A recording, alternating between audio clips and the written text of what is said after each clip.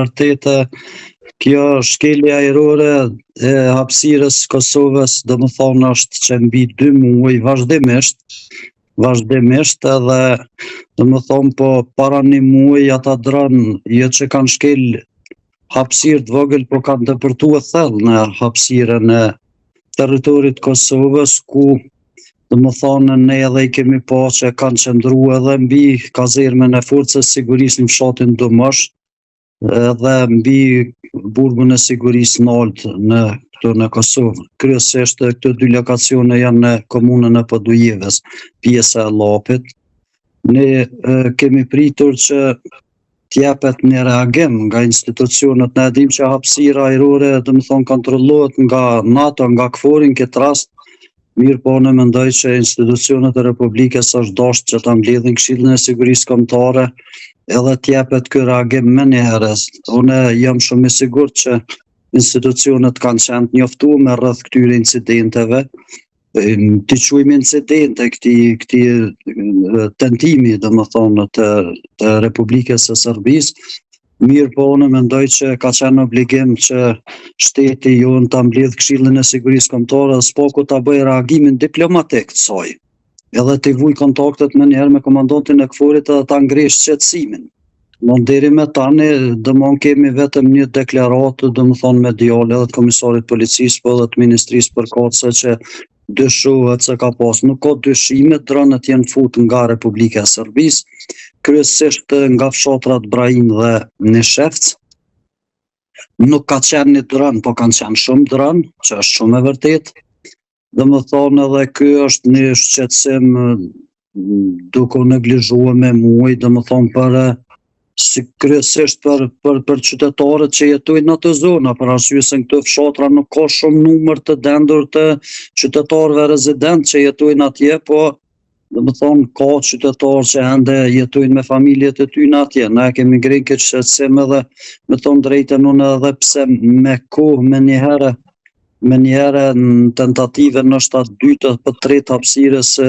jam njoftuar që domethënë dronet kanë hyrë, po kam dalë edhe vetë i kam shiqu, këta dronë kryesisht kanë hyrë nga ora 23 apo 24 e natës dhe kanë qëndruar në hapësirën e Kosovës me orë të tëra. Nuk kanë nejt vetëm 10 minuta 15, po kanë ndodhur që kanë nejt me 2 orë, 3 orë. Domethënë edhe ne kemi prit që t'ju lëmë organeve përkatëse këtë rast shtetit që ta analizojnë edhe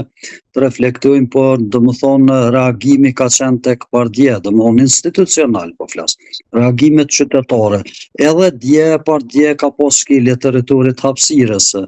Po si ka zoti Rapashtita ndje se ju ndërpreva që ju i keni parë, por nuk i ka parë ju dhe persona tjerë, por nuk i ka KFOR-i thotë që nuk ka shkelje. Ja, ka shkelje edhe vendimi i KFOR-it për të ndaluar fluturimi mbi korporatën energjetike KEK kryesisht ka të bëjë me këtë vendim për shkak të sigurisë që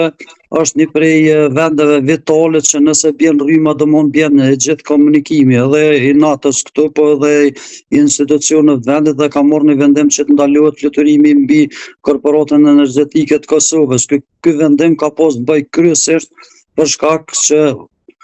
domethënë dronet serbe kanë hyrë shumë thellë dhe është dyshuar që mund të marrin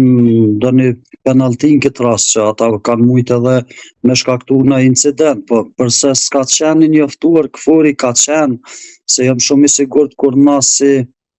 me thonë në mënyra qytetare apo na si një organizate e cila domthonë për momentin nuk ka kompetenca të merret me këtë punë, jem të detajuar se prej kujt janë ngritur këta dronë, nga cilla hapësirë saktësisht janë hyrë këta dronë, sa kanë qëndruar në Kosovë këta dronë, edhe pse ne si luftarë të ushtrisë lëndimtare të Kosovës gjithherë, atëherë kur cënohet integriteti i Kosovës edhe pse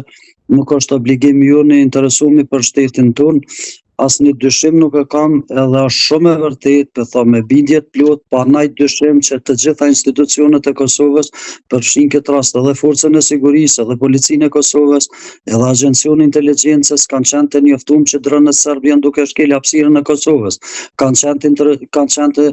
të njoftuar dhe e din që ka qëndruar në fshatin Domosh Mikazerme në FSK-s. Janë shumë saktë din që ka qëndruar mbi burgun e sigurisë nal droni serb me për mbi 30 minuta, afro 1 orë.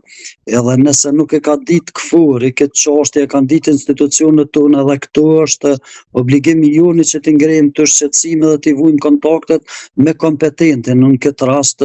domthonë edhe me organin që është KFOR-i, i cili domethënë siguron